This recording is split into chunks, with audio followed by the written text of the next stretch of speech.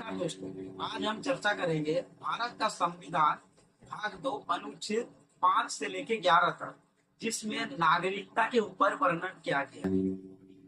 भारतीय नागरिक उसे माना जाएगा जो भारत में जन्मा हो, जिसके माता पिता भारत में जन्मे हो, या फिर दादा दादी या नाना नानी जो भारत में जन्मे हो।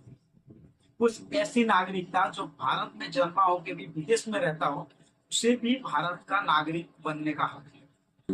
आजादी के बाद 1950 संविधान लागू होने से पहले जो भारत में जन्मा हो और 5-6 साल भारत में रहा, उसके बाद अगर वो पाकिस्तान में भी जाता है तो दोबारा आगे भारत का नागरिक बन सकता है।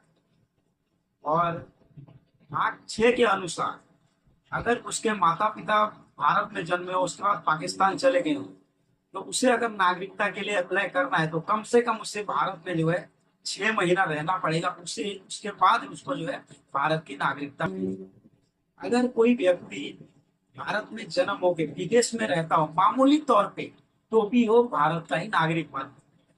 अगर कोई व्यक्ति विदेश में स्वेच्छा से अगर वहां का नागरिकता लेता है तो वो भारत का नागरिक नहीं रहता। भारत में ये प्रावधान नहीं है कि एक नागरिक को दो देश का आईडी मिले, नागरिक। जैसे स्विट्जरलैंड और अमेरिका में 2-3 देशों का नागरिकता मिलता है, लेकिन भारत में ऐसा नहीं है। या तो आप भारत का नागरिक बने रहेंगे या तो फिर आप दूसरे देश के नागरिक बन जाएंगे। अगर आप भारत में रहते हैं तो ही आप भारत के नागरिक हैं, और भारत की नागरिकता है तो आप दूसरे देश का नहीं ले सकते।